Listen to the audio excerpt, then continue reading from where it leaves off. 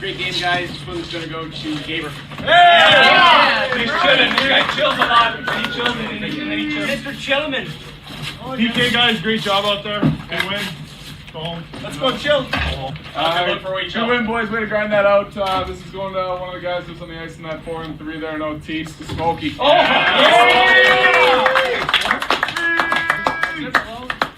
That's it, boys. Good job tonight. I want to just say big thanks for picking me up yesterday. Really appreciate it. Love you guys. Keep this thing rolling. Aww. You know what? You're such a mom. That is just. It was a nice moment.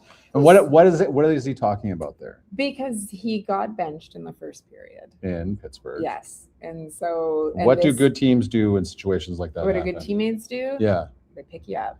Right. So clearly. Help you along. That's and then still look a at good. The way that he bounced back. Right. And Scott Arniel said today he's been one of their best defensemen over the last 5 years plus overtime. There you go. That's what you like to see. I'm Yeah. Sarah Lesky. He's Jamie Thomas. You are watching The Check-In. We're so happy to have so many of you here as we get you set for today, Game 71. Is that what we decided? We were just talking about that, yeah. Game 71. Jets are home for their next 2 games. Vegas Golden Knights here in town tonight, and then the Colorado Avalanche. So first of 2 games in a row against Colorado. But before we get to there. Who made the schedule? Oh, that's a great question. Squash. Do you think that it's just automated now? It's just done by AI or a program? You know, the best person we should ask that question to? After John Shannon came on our show on Sunday, I had like a million more questions. We'll have to text him and find out. We love to see you all in the chat already. So that's great. We want to hear from you as well. Welcome back to a regular go time for check-in. Don't miss the 7 a.m. Well, yeah, neither do we, to be honest. Yeah. I'm very happy to see so many of you in here. But let's get started. Before we get going, who's going to be on our show today? Well, you may have heard of them. Yep. Joe Pascucci, my old boss. Okay. Daren Millard. Oh. Jets TV alumni. Yes. That's his number one title. That's usually his number one title that people refer to him. We're going to have them both on together. You might remember that we've had them on before talking about the good old Sportsline days. Yeah. And so we're going to do that again. Yeah, looking forward to. We're going to have an interesting debate about professionalism and embarrassment moments. Okay. We'll look forward to that. Before we set up today's game, though, quick thoughts on that 3-game road trip that the Jets just came off on as they find themselves going into tonight's game, 5 games back at that second long. Still. Yeah. Okay, so the 3-game road trip, that happened in 3.5 days again. Yep. That's what I just went by quick. That game on Sunday was weird. That 11 o'clock start here was bizarre. And I was talking to Paul Edmonds because it's a noon start in Eastern Standard Time. Yeah. At MSG, he said it was just bizarre being at the rink at 9 a.m. in the morning. Yeah. But overall thoughts, obviously missed chances a game against Boston, hurt them. Yeah. Pittsburgh, great comeback, slow start. And then New York just stayed with it the whole time. And most importantly, 2 important penalty kills in overtime in Pittsburgh and New York. So there's a lot of things to turn the corner here. And great goaltending. Yes. Outside the Boston game. We will get to all that. We'll talk a little bit more about that. I'm seeing people in the chat, and yes, we really should have started off this way. It was a heartbreaking story. We haven't had the opportunity. Yeah. News came after we got off on Sunday's show that word really started to spread around and break. The absolutely heartbreaking, tragic news out of Minnesota. That the great Jesse Pierce, who was a guest so many times on Check-In for us, helping us set up the Minnesota Wild. And like tons of shows across the city, too. 100%. You saw her on Winnipeg Sports Talk all the time with Huss as well, that she and her 3 children tragically died in a house fire over the weekend. She is such a great light. There's so many amazing stories that have been told about her online now. Really encourage people to check it out, but absolutely heartbreaking. It was when you heard the news. I remember. So when I first started traveling with this team, I remember how many years ago with your youngest kid. I remember just being in the dressing room and Jesse came in with their baby. Yes. Yeah, carrying around the baby doing post game. Like, this is wild. First off, amazing that Minnesota opened the door to that. 100%. And then the stories coming out with Mikael Granlund, was it? Yes. Yeah, that they just became good buddies. Yeah. I thought that's fantastic. But every time Jessie came on, it was about energy. Like you had to elevate your energy because of and 100%. her positivity.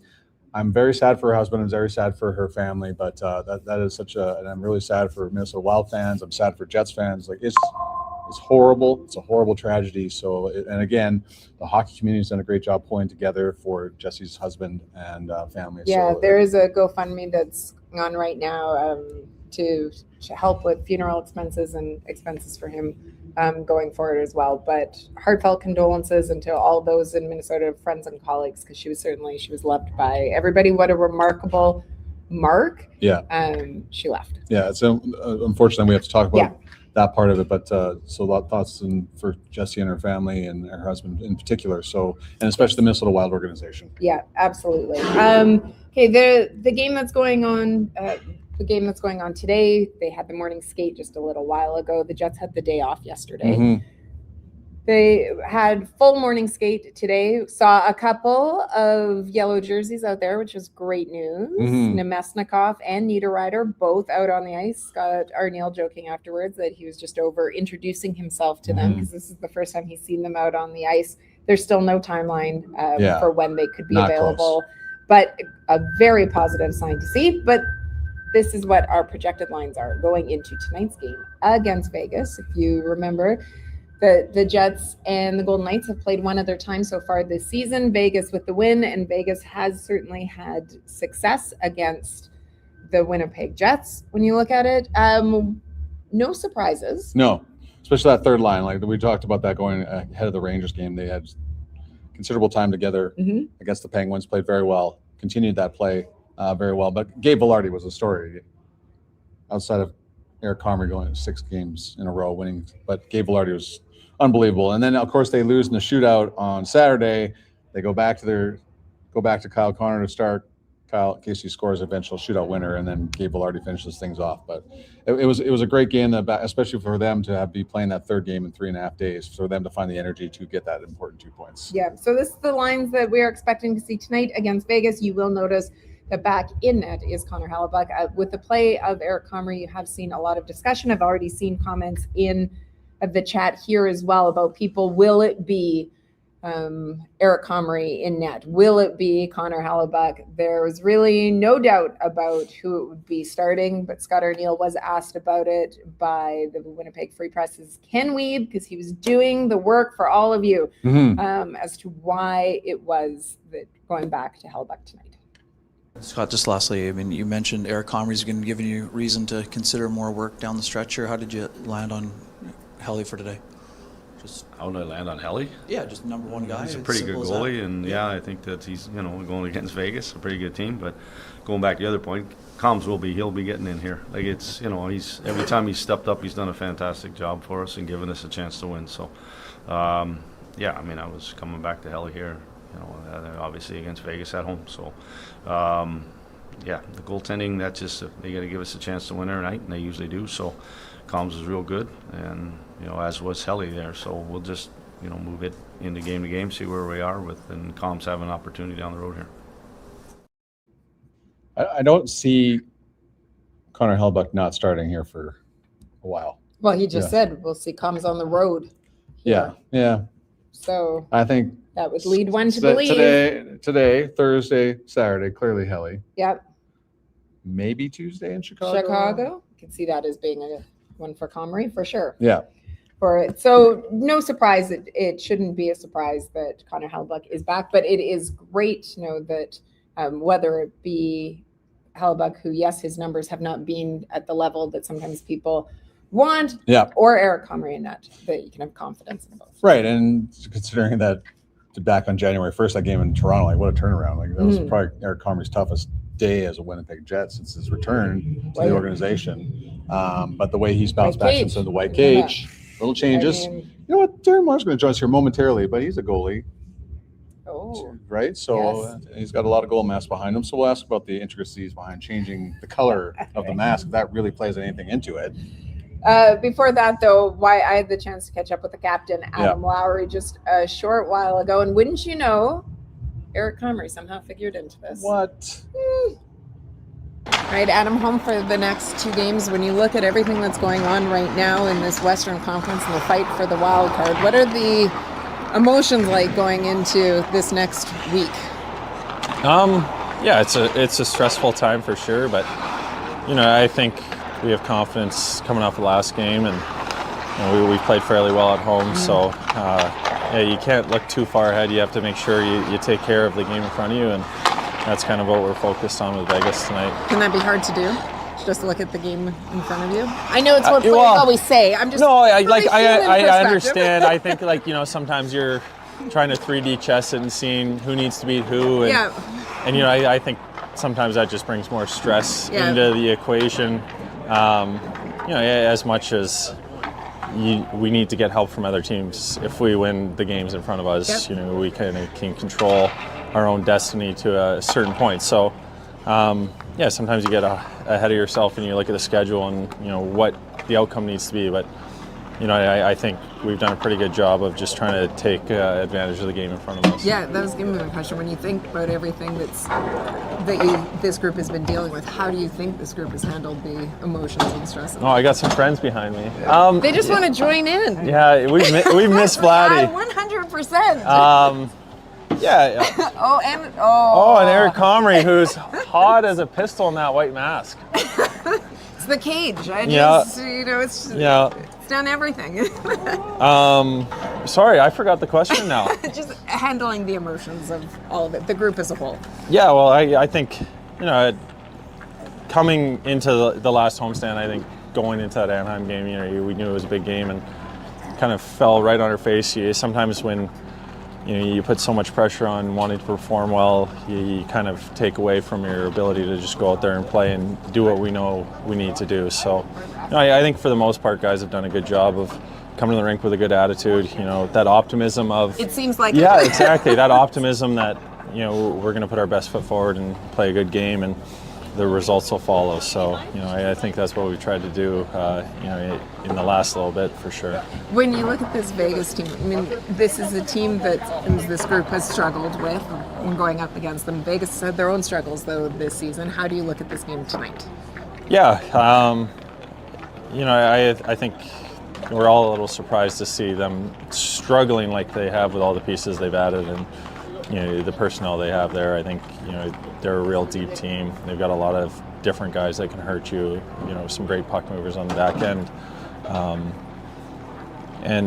For whatever reason, we haven't had a lot of success against them.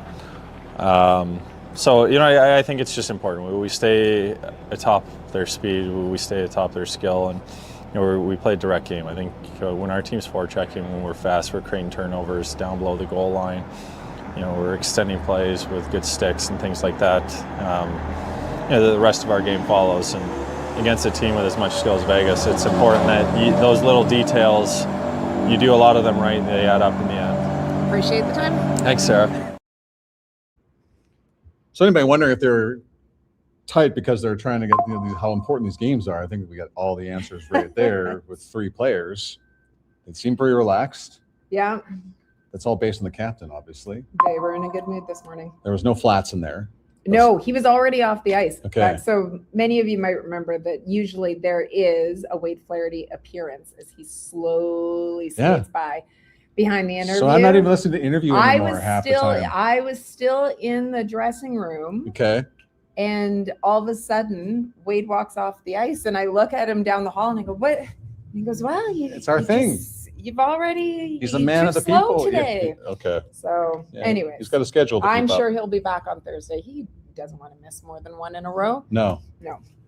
Kenny's water ball, really, really good. Like, it's about time that Weaver asked good questions. That was a little bit earlier. Fantastic. You guys are bringing your A game here on this Tuesday. Yes.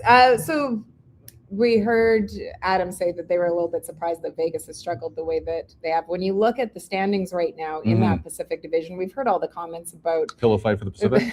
That's right. Yeah. Connor McDavid's now famous. You can make a shirt with that. Oh, Daren Millard is going to sell that too. Yeah, that they have not. Nobody is running away with that Pacific. It's you take it. No, you take it. Yeah. Which is pretty much like the final wild card spot in the West. Is you can have it. Yeah. Well, you look at Vegas. So I was looking at it. First periods, Vegas has allowed the second most goals, Winnipeg the second fewest, but Vegas has won 2 in a row only 2 times since January the 17th.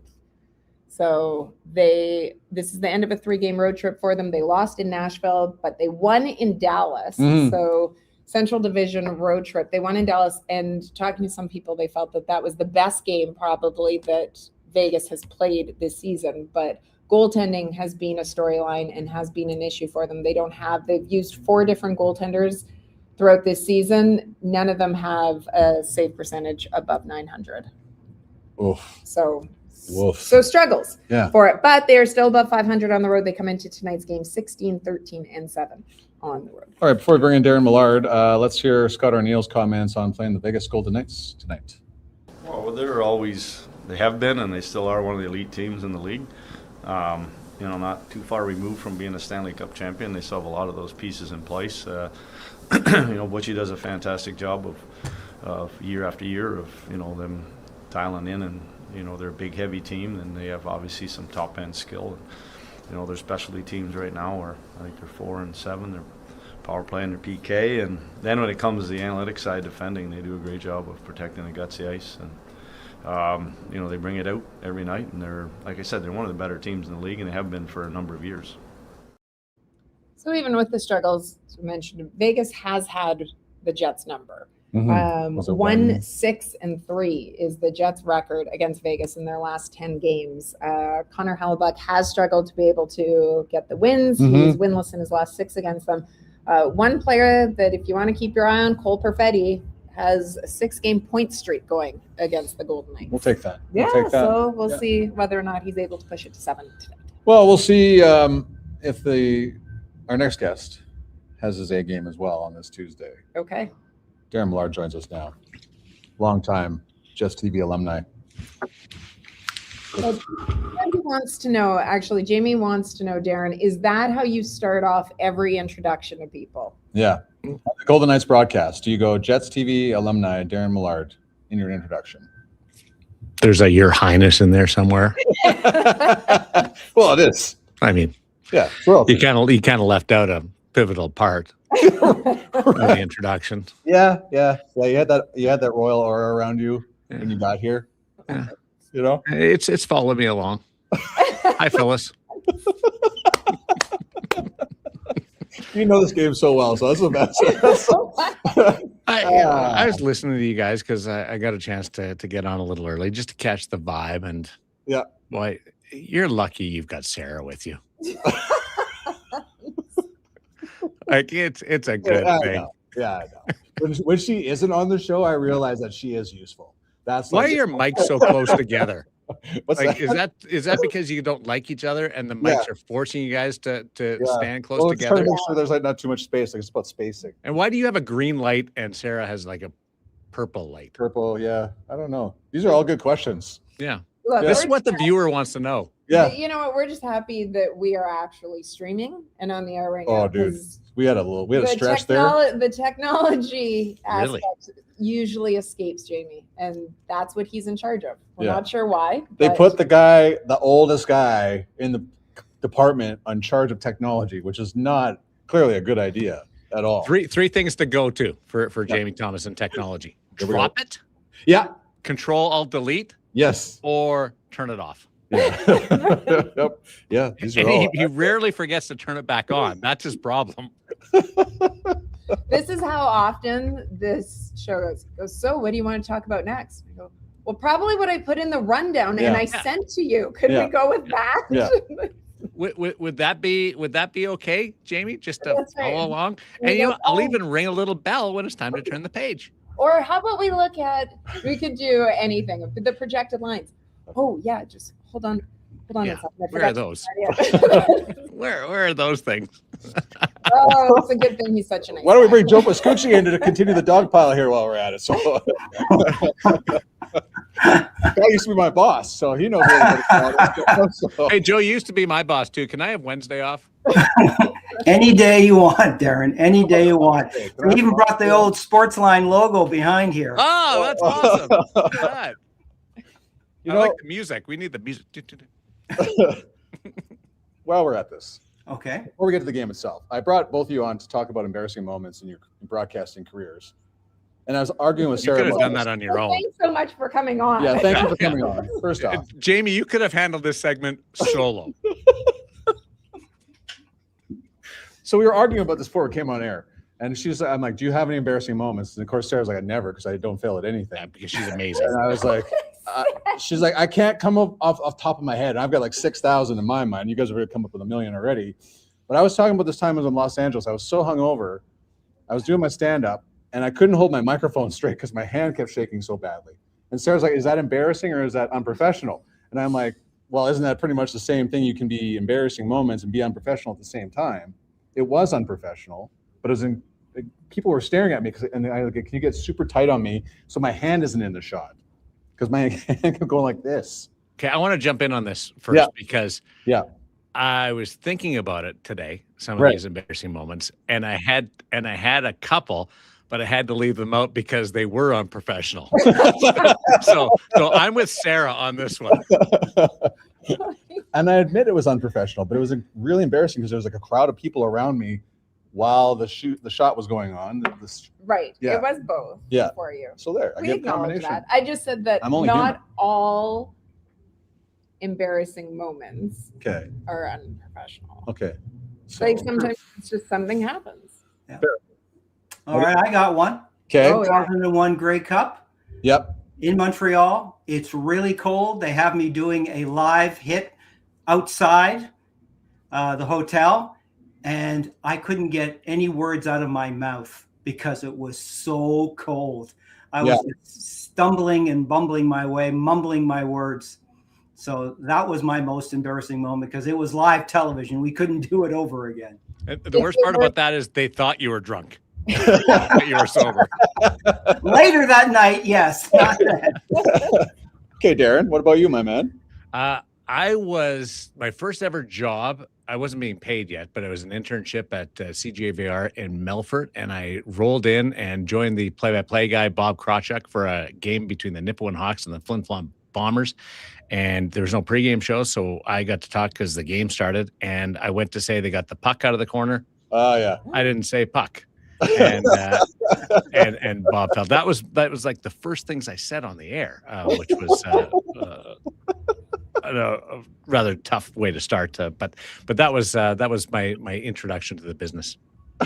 Oh, we've all had, Joe. I mean, I feel for you on the cold weather because that used to always be my thing, obviously, with CFL sidelines. And I said I used to always wear a scarf, and it was partly so that you could move your mouth in all sorts of weird contortions because it would freeze up, and otherwise it was impossible to get off. And I remember being on the air, same as you, where there'd be times you'd go to speak and thought, I don't actually know if this is coming out as anything where people can understand because my lips are frozen to my gums right now. And that's like 2010 Grey Cup in Edmonton. Oh, there were a few, yeah. So I could see that would happen. Yeah. Joe. Yes. Can you tell me something embarrassing that happened to Daren while he was on Sportsline? Since we're gonna play this game a little bit. He's been relentless on me today, and taking notes, Jamie. Taking notes. Well, I think we've talked about this before. We can't show it, but it's the time he had to fill in for me and interviewing Chris Walby, and Chris did the initiation of Daren by let's say going after Daren's lips. Yeah. They were too red for Chris. And I still don't get it. Like he humiliated me. He owned me. I had nothing to come back to. I've watched the clip 500 times over the years, and I still don't get it. Yeah. Except the fact that I had nothing coming back. So, Joe, when Chris would do that on the show, yes, how did you learn how to handle it? Because I just thought he does not stop. No, I for some reason, Gene Principe is very funny and he's creative right on the spot. I need to bounce off somebody. Yeah. I know the comeback line. That was my strength. I always knew the comeback line and would come right into my head as he was giving me a shot. I knew what to hit him back with immediately. And it's just something that I don't know why I have it, but I have it. I know the comeback line and I can fire off a zinger pretty fast. Oh, I'm so jealous. I'll come home and I'll say to my husband and daughter, I'll say, oh, this happened and this person said this, and they'll look at me right away and go, please tell me you replied with, Yeah. no. It's because you're that nice, would have though. been such a great response. So It's because you're a the nice one that person. needs the 24 hours to be able to come back with something. Do you go back to them the next day and go, hey, That's right. Yeah. remember when? Is it this? Yeah. It's like George and Seinfeld. Yes. I remember a time during the 95 lockout when Daren was practicing with the Jet players. And there was a story about the lockout was going to come to an end, but Daren was on the ice practicing with the Jet players, and they didn't want him to leave. But I said, he's got to go. And then they started firing pucks at me because I was taking him off the ice because they needed a goalie. And they weren't happy that Daren was being pulled from their practice. And then they were going to have a meeting inside in the room after, and Joe wanted to get some clips, and they kicked Joe out. And I said, sorry, guys. And I got up to leave, and they're like, no, you can stay. We're actually not having a meeting. We just want them to think we're having a meeting. And I got to stick around. Daren, while we have you here, Joe, I want you to think about what's going on with the Jets and what you've seen from them lately. But Daren, can you make sense of this Vegas team in short order? Because apparently they played their best game of the season in Dallas in their 7th game of the year. So what's going on with the Knights this year? Well, there's definitely been some injury issues throughout the year, but I'll go on record. Their last 9 games, they've been the better team in every one of them. Haven't got the results in every one of them, and they're peaking right now. They're turning a corner. The Dallas game was really good. They were great in the first period in Nashville. They got goalied against Buffalo before that, and they won the first 2 games to start a homestand. I think people are honestly sleeping on them right now because they're getting sucked into the pillow fight in the Pacific Division. They have the potential to be the beasts that they were predicted to be in that division coming towards the playoffs, and whether they catch Anaheim or not, we'll see. But I love the way their forwards are playing. Defensively, they're allowing under 20 shots per game, and Aiden Hill is starting to get into a rhythm in goal, and that will be obviously one of the key parts coming down the stretch. And we'll see when Carter Hart comes back. Joe, can you make sense of what's going on with the Jets? I know you've been watching them for a long time, my man, and I can see the confusion in your face with the rest of us. But just what have you seen? I love the resilience they've shown. They haven't faded out of the playoff picture. They're getting a lot of help right now, but time is ticking here. All right. Well, it gives me flashbacks to the 1980 Jets, the good year, bad year Jets. Yeah. You know? And the only thing I could say is that this team is playing like Paul Maurice is coaching them right now because of all the turnovers they're committing at the blue line, theirs and the opposition blue line. Like, that's how they used to play under Paul Maurice, with all the turnovers and the transition going back the other way, they get caught. And that had sort of disappeared under Rick Bowness and Scott O'Neill, but it has returned this season for some reason. And I think that's the biggest, that's the biggest problem I've seen with the Jets this year, is the amount of turnovers that they have that I thought had vanished from their game under Bowness and O'Neill. Daren, I wanted to ask you, there's been a lot of talk in this market that Eric Comrie, who's won 6 straight now, he changed his cage. Oh, you're getting cagey, aren't you? Oh, yeah, we're going there. But look at you, look at your background, as if we can't ask you, we have to ask you about it. So the joke, obviously, that the change all was, well, you needed to do something, changes the cage, and look at the success that he's been having recently. So you are our goalie. Look, we're going to call you our goalie expert on this. We know how much you know about the position. What about Guru? Guru be okay? Guru, I think so. Let's go back to this royal thing. Yeah. I don't think Guru is royal, though. No, but let's going back to the earlier comment. I was talking about the royal thing. Okay, sure. Stay with me. If you're staying with him, we're going back in time. Hey, Daren, it's a lot of mid-conversation. Like, look, a light. You don't know where you're going to go. Squirrel in here? Why? I just said like 2 minutes ago how nice you are, and then you're just carry on with the. Okay, the cage thing. There is something there. All right. Is it the reason why Eric is on a roll? The whole reason? No, he puts in more work than 3/4 of the league with his goaltending. So there's a foundation there, and we love his game. We love his work ethic. We love his passion for the game. But as for the cage, you'll see around the league, and people might point this out and wonder, okay, he went from a silver cage, a chrome cage, to a white cage, but I see people around the league wearing black cages or gold cages or blue cages. They can see through that fine. Those cages, by and large, are all white on the inside. They're only colored on the outside. So they've got the white cage on the inside. The goalie's looking through the white side. And yeah, there's something to the color effect of the bars that you're looking for, and giving you an advantage, whether it's a split second or tracking the puck with the white and the black. A lot of different reasons for it. But there's a pathway there to see how it would allow you to be better on the ice. Not the whole reason, not even half the reason. Might just be switching up your batting gloves and you're better. But I think that there's a little bit of both there. Last one before we let you go. This whole conversation now, Eric Comrie's stat-wise is the hotter goaltender, Joe. Can you even talk about him playing a little bit more down the stretch here with the Hart Trophy / Vezina Trophy winner as the number one guy here? I can see it when the Jets are officially maybe out of the playoff race, which I hope doesn't happen. Yeah. I'm not going away from Connor Hellebuck. He's your number one goalie now and for the next few seasons ahead.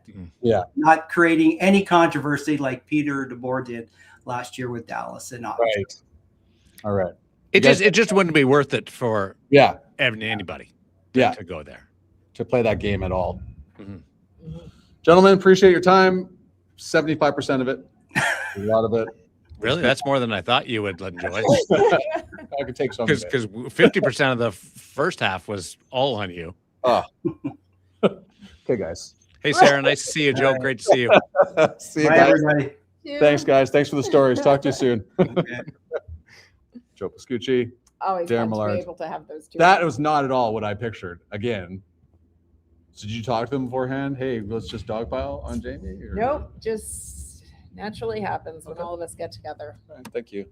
Well, we're not doing that every You know, she's right. I am going to need therapy. We do have, so there is a home ice that will be coming out shortly. And it's funny because the two that are in the home ice episode with me, two players were discussing how they are so nice with each other that they don't like to chirp each other. And I thought, wow, that is, I'm not going to tell you who it is. Okay. Yeah, don't tell them. But they don't like to chirp each other because they're just too nice. And I thought, oh, they ever saw this show and what you and I are like with each other? Nope. They might learn some bad ideas. They might never agree to be guests. Yeah, that's true. That's you true. Never know. Look, everybody, thanks so much for joining us on the show today. We're going to quickly put up the projected lines again. Yep. Connor Hellebuck in net. These are the same lines. It's what we saw. No surprise with it. They like the way that they have been playing, even though it's 1-1-1 on the road trip. Against Vegas, they have struggled. We will see whether or not they can turn around. We do know that the Manitoba-born players on this Vegas team always seem, and it doesn't matter whether it's the current ones, it's like Scheif in Toronto, basically. Mark Stone or Brett Howden. When Ryan Reeves was with Vegas, we know that he, upped his game. So Manitoban players always seem to bring their best when they come here to town. We'll see whether or not the Winnipeg Jets can stop them, though, as they look to close that gap on the second wildcard spot, because with 15 games going on today, there could be movement. You want to make sure that you try to at least stay at 5 games or 5 points back. Right. You don't want to drop to 7. No. You worked so hard to stay at 5. Yes. You may That's as well my obvious comment of the day. Yeah. Not many. You don't want to drop back to 7. When there's only 11 if you lose back. this game, you could fall back 7. Stick with me. Math is not my strong point, but you do not want to drop back to 7.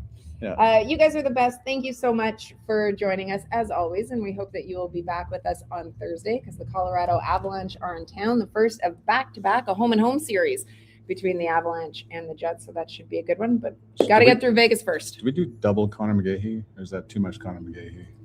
It's your call. Oh, okay. I can only do so much. I don't believe anything you just said there. You guys are the best. Thanks See so ya. much for checking in.